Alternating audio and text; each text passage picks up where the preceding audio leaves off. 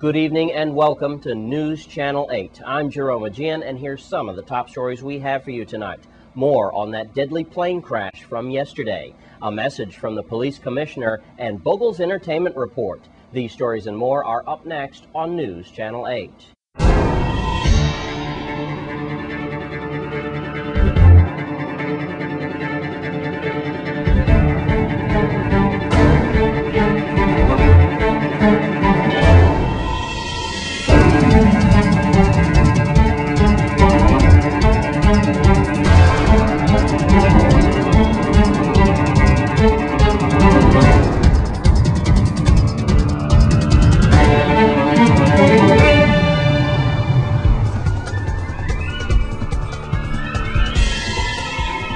In our top story tonight, we know a little more about that deadly plane crash that killed 3 people yesterday on St. Croix. News Channel 8's Wes Small updates us. We are at the scene of yesterday's horrific crash site. At least we're a few hundred yards from the area. Just to let you know what's going on, let's take you back. It was yesterday around 1:47 in the afternoon when News Channel 8 started to get reports about a small plane having problems in this area. Adjacent to the UVI co-op field on East Airport Road, a few hundred yards from Centerline Road, which is that way. And now we are the other way here, the most southern portion, if you will, which goes towards the Melvin Evans Highway. Now the v.i.p.d. have set up a perimeter here so that the National Transportation Safety Board and the Federal Aviation Authority, the FAA, then could conduct their searches and deal with the debris or any other evidence so they can deal with yesterday's fatal crash that took the life of 3 people. We now know a little bit more about yesterday's accident. We now know that it's a Cessna 177 single engine. It's a 1967 plane, so it is an old plane, 1967. Shortly after takeoff, the FAA reports that the pilot reported medical problems and was trying to turn the flight around. We now know, of course, he did not make it. He ended up in that goat field there. You're watching some of the horrific scenes from yesterday. Sadly, no survivors. We now also know the name of the pilot. We believe he is 35-year-old David Bentley. That out of Captain Al's flight school.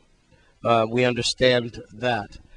We also understand that Mr. Bentley possibly was a pilot for Seaborne Aviation a few years ago. Speculation now on what happened yesterday. Mechanical problem seems to be on the front burner. Possibly a stalling situation. We simply don't know. We do know that the FAA and the National Transportation Safety Board, as we speak, are conducting their search, their evidentiary procedures with debris and the like to find out exactly what went wrong yesterday. On East Airport Road, I'm Wes Small for News Channel 8. Ironically, it was 13 years ago on October 26, 1996, that we had our last plane crash on St. Croix. That plane crash claimed the lives of members of the Civil Air Patrol Unit. News Channel 8's Wes Small reflects on that tragedy. Thanks a lot, Jerome. Of course, we're still in the shadows and the aftermath of yesterday's tragedy involving the Cessna 177 that took the life of David Bentley. We now know that. 2 other passengers as well. I'm here now with Second Lieutenant Ennis, who is the commanding officer of the Civil Air Patrol here in our territory, at least for St. Croix anyway. And I had it wrong yesterday. At the crash scene, I was saying, you know, I could still remember as a reporter having done this about 6 or 7 years ago, but time really flies. Sadly, this was October 26, 1996. Yes, Wes. And you lost 2 of your comrades trying to set up a memorial for this site. This is the infamous site, unfortunately, where your comrades went down after on a training takeoff and everything. Why don't you take us back, unfortunately, to that tragic day? All right, good morning, everybody. Again, my name is Second Lieutenant Akeem Ennis, Squadron Commander for the St. Croix Civil Air Patrol. I was not in the program on that particular time. I actually came in the program in 1999, October again. Wow. As far as I heard that the plane took off and it just stalled, and the plane eventually, unfortunately crashed, killing 3 people. Two of them. One is Natasha Ayala, and the second one is Dorrance Isidore. The pilot, I think his name was Captain Torres. These were young people. Yeah, these were young. Both of them were 14 years old at the time, and again, it was sad. Yesterday, as soon as this crash happened, I actually just came from the Natasha's mother house, getting some pictures and some information about Memorial. So you could do the memorial. Right. It's been 14. Well, it's been 13 years. Going on 14 since that accident right in back of us here. Now you're going to tell us the good news, the positive news, that a traumatic experience can be turned into a positive one.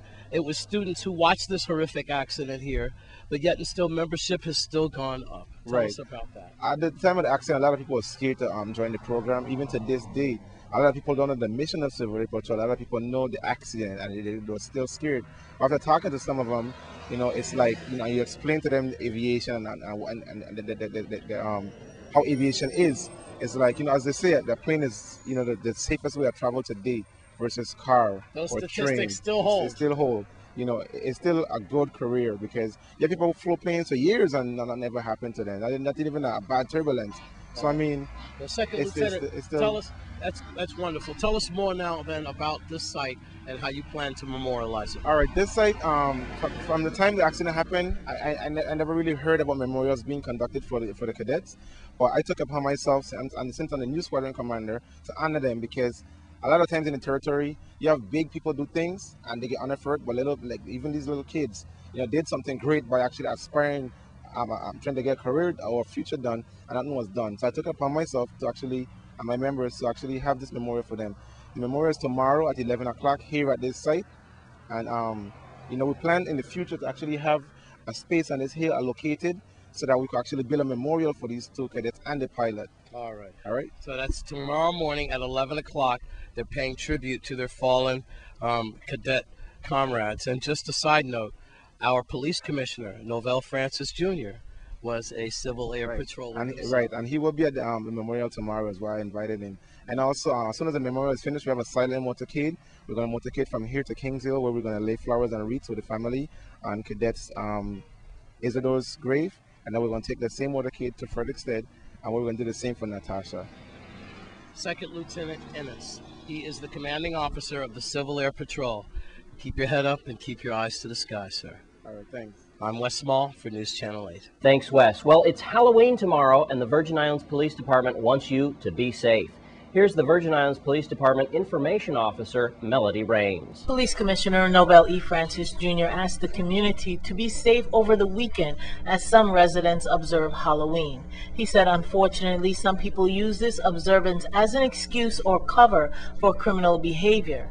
Francis said unlawful activities will not be tolerated, and anyone observed pulling Halloween pranks will be prosecuted. Commenting on the recent reports of youth throwing objects at vehicles, including school buses, the commissioner sent a warning for the youth and their parents. He said throwing any object, eggs or rocks, at a moving vehicle is classified as reckless endangerment, which is a serious crime. Commissioner Francis said this is not a harmless prank.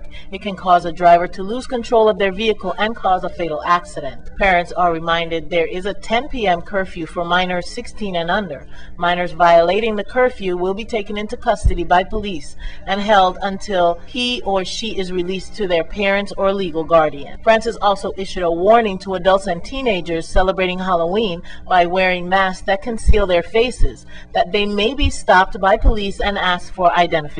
Commissioner Francis said it is not an offense to wear a mask. However, some people will use masks as a cover for their criminal behavior. If you're wearing a mask at a costume party, please take it off when you're on the public street. Thanks, Melody Raines. We have more news for you after the break. Stay with us on Channel 8.